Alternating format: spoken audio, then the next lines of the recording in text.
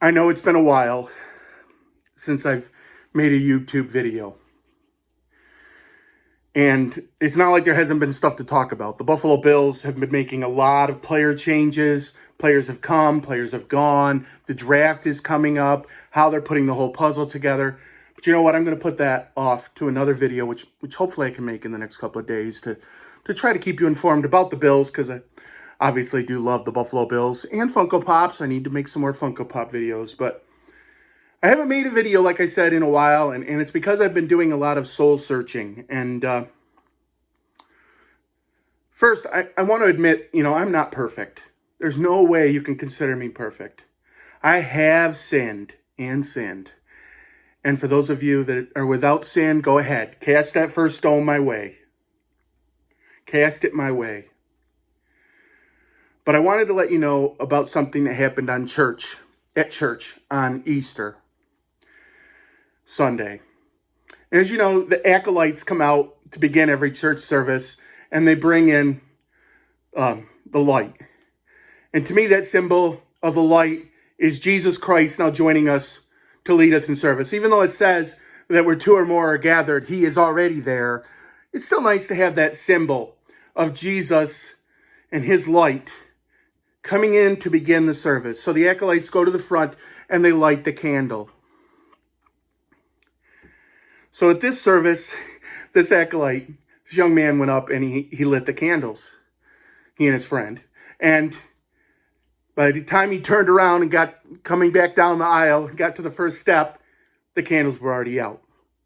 So he turned around and he went back up there to light the candles again. He did. And he hadn't taken 2 steps, they were out again. He went up a 3rd time and did it again. And by the time he went for the 4th time, the congregation was like, it's okay, it's okay. It's okay, we get it, we get the symbol. And the people were laughing. It was sort of funny. And I think I even said to someone, I hope that's not a shining of things to come. No foreshadowing there. But he finally decided he couldn't get them lit. Church service went along. It was a really nice church service, with communion and even a remembrance of a baptismal. And it was really nice. I enjoyed it. And Genesis 1:3 says, God said, let there be light.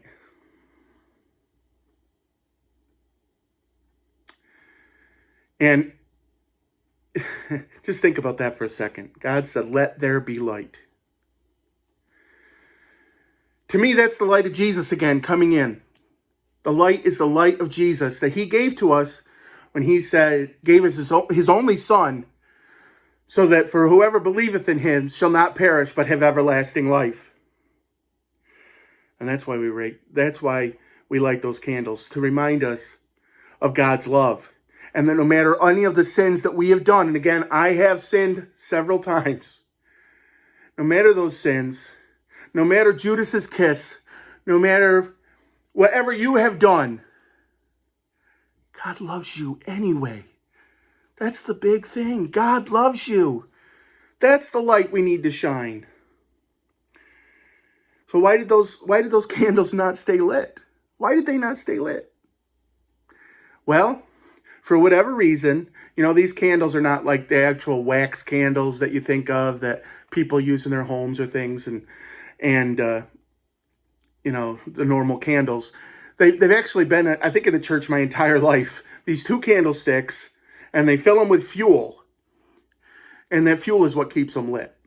Well, for whatever reason, again, the fuel had run down, and someone had forgotten to replace that fuel. So the candles would not stay lit.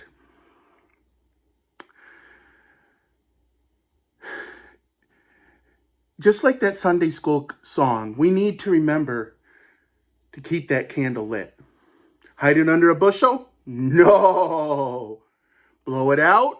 No. I'm going to let it shine. I am going to let it shine. Shine all over your community and throughout this nation. Throughout the entire world. Let that light shine. Let your little light shine. Because your little light and someone else's little light can all add up. But just like a car that runs out of fuel, cannot run anymore, and cannot go, we need our lights. We need the light to spread, and we can't spread without that fuel. So how do we find the fuel to keep our light going? That might be what I was struggling with. But several people found ways to get that fuel. It might be through reading the Bible. It could be through going to church. It could be through Bible study. It could be through reading books. It could be through just talking to friends. It could be praying. Or it might just be by watching a young acolyte try to get the light to shine over and over again as he searched for a way to find that light. That lit the light in me. I felt it.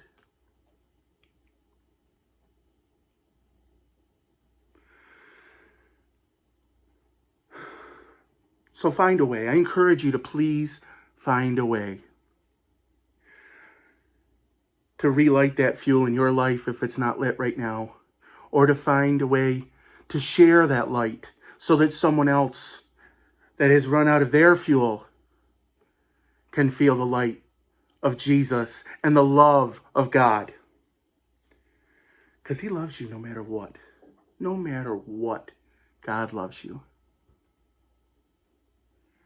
Spread that. Spread that fuel. I felt like this video was made for someone. I just have been feeling all week I needed to make this video because someone needed to hear it. Maybe that someone was me. But if you've watched this video up to this point, maybe it was you. Maybe the person that needed to hear this video was you. I hope you feel the fuel in your life, that you can feel the light glowing. Because most of you know I was a general manager of a semi-pro football team. And one of my players one time asked me, "What is your biggest fear? What is your biggest fear?" I'm pretty sure he thought I was going to say that we don't win a championship, or that we can't win a game, or that you'll commit a penalty on a certain play. But what I replied to him was, my biggest fear is that someday I will be in heaven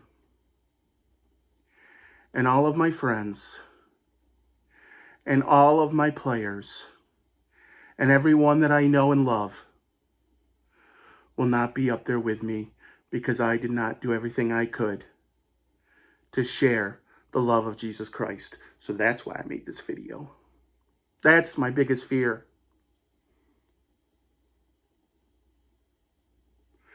Again, I encourage you, find a way to find the fuel.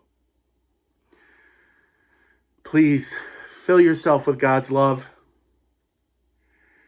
Spread his word. Spread the word that he loves you and that he sent his son to love you and to give his life so that we can have everlasting life.